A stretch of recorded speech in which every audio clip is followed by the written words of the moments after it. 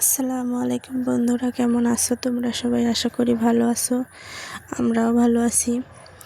সকালে ঘুম থেকে উঠে আজকে বাসি কাজকর্ম না সেরে ভাতটা ধুয়ে দিলাম, যেহেতু আজকে শুক্রবার ছিল, আজকে মেয়ের স্কুল বন্ধ, এই জন্য ভাতটা ধুয়ে দিয়ে তারপরে এদিকে ঘরে এসে বিছানাটা সুন্দরভাবে গুছিয়ে নেব।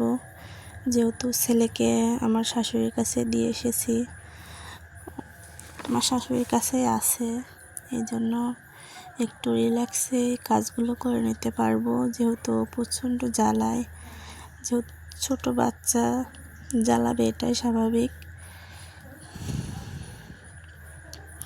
আজকে 3-4 দিন হলো ভিডিও দিতে পারি নাই, কারণ আমি অসুস্থ আর আমার ছেলেটারও অনেক জ্বর। আজকে 9-10 দিন হলো জ্বর সারছে না। কালকে ডাক্তার দেখিয়ে রক্ত পরীক্ষা করেছি, ওর রক্তে ভাইরাস ধরা পড়েছে। আর ওকে নিয়ে সবসময় ব্যস্ত থাকি, এই জন্য ভিডিও করা হয় না। তোমাদের সঙ্গে কথা বলতে বলতে দেখো বিছানাটাও সুন্দর করে গুছিয়ে নিচ্ছি।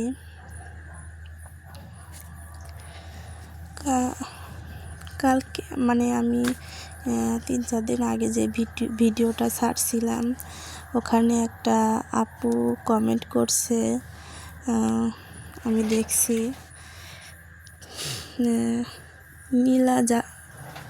নীলা জাফর নামে আইডি থেকে। উনি বলছে যে মনে হয় পড়তে বসেছে, পড়ায় মন বসে না, প্যান প্যান জ্ঞান জ্ঞান।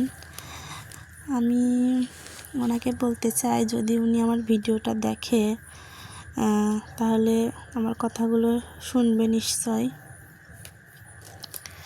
যে আসলে নতুন নতুন যারা কন্টেন্ট ক্রিয়েটার আছে, তারা সবাই কিন্তু প্রথম থেকেই যে এত এক্সপার্টভাবে সব কিছু শুরু করতে পারে তা কিন্তু না। আস্তে আস্তে দিন যত যাবে আমিও তত শিখব, নতুনভাবে সব কিছু জানার চেষ্টা করব। এখন এডিটিংটা আগে যেরকম করতাম এখন অনেকটাই ভালো হয়ে গিয়েছে। ভয়েসটা দিতে একটু ভয় লাগে, তবে ভয়েসটা দিতে দিতে শিখে যাব। মানুষ পারে না এমন কোনো কাজ নেই, আর মানুষ চাইলে সব কিছুই করতে পারে। তবে কমেন্টটা পড়ে খুব একটা খারাপও লাগে না, কারণ উনি ভেবেছে হয়তো যে আমি কমেন্টের রিপ্লাইটা দেব না, কিন্তু আমি কমেন্টের রিপ্লাইটা দিয়েই দিলাম। অনেকেই ভালো কমেন্ট করে, আবার অনেকেই খারাপ কমেন্ট করে, এটা কোনো ব্যাপার না, যার যেরকম ইচ্ছা। হয়তো তার কাছে আমার কথাবার্তা ভিডিওর কোনো অংশ দেখে হয়তো খারাপ লেগেছে, এই জন্যই উনি কমেন্টটা করেছে। যাই হোক, ওসব কথা বাদ দিই। এদিকে দেখো, আমি যেই ব্রয়লারের বাচ্চাগুলো কিনেছিলাম, সেগুলো কত বড় হয়ে গিয়েছে এই কয়দিনেই। ঈদের মধ্যে তো খেতে পারবো না, মনে হয় ঈদের পরেই খেতে পারবো, কারণ ঈদের মধ্যে ওদের বয়স 1 মাস পূর্ণ হবে না, ঈদের পরে গিয়ে 1 মাস পূর্ণ হবে। আর ব্রয়লারগুলো তো তখন ছোট থাকবে, অত ছোট ব্রয়লার ভালো লাগে না। দেখা যাক কতদিন পোষা যায়।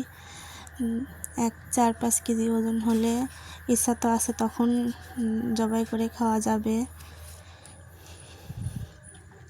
এদিকে গল্প করতে করতে তোমাদের সবার কাছে একটা রিকোয়েস্ট, আমার ভিডিওর কোনো অংশে যদি তোমাদের কাছে খারাপ লাগে বা আমার কথাবার্তায় খারাপ লেগে থাকে, তাহলে ক্ষমা সুন্দর দৃষ্টিতে দেখো।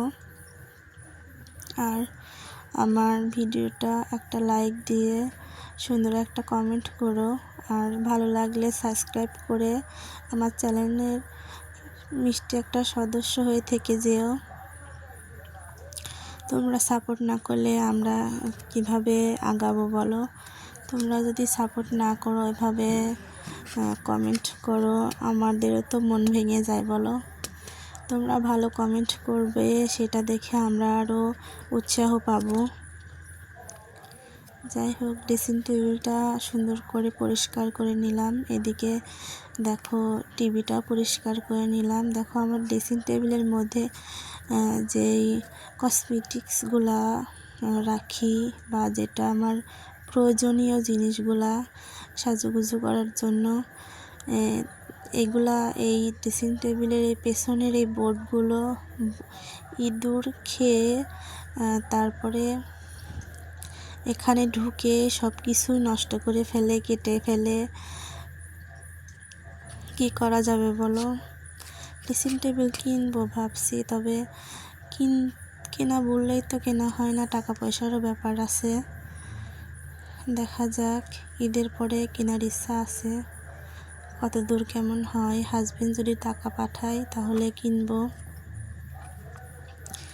এদিকে আজকে তো দেখলে সকালে আমি শুধু সিদ্ধ ভাত রান্না করেছি, আর ফ্রিজে তরকারি ছিল, ওগুলো দিয়েই খেয়ে নিয়েছি সকালে।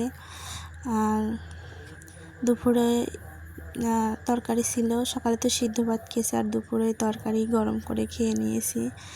এখন গোসল করে আমিও টিভিতে ব্লগ ভিডিও দেখছিলাম আর কাজগুলো করে নিচ্ছিলাম। আমি যখনও টিভি দেখি তখনই কারো না কারো ব্লগ দেখি, আমিও তাদেরকে লাইক দিই, কমেন্ট করি। মানে যখন যারটা সময় পাই সবারটাই কম বেশি দেখি।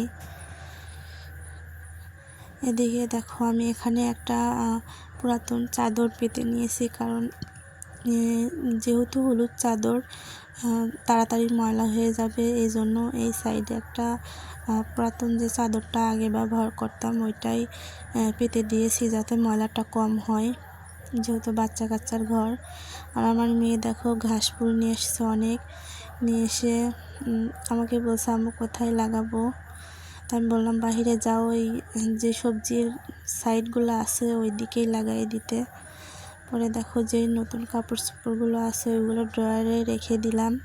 আজকে সব কিছুই পরিষ্কার করেছি, ডিপ ক্লিন করেছি, তবে সব কিছু তো আর ভিডিও করতে পারি নাই, ক্যামেরা বন্দি করতে পারি নাই, এই জন্য শুধু যেটুকু ভিডিও করেছি ওইটুকুই দেখালাম।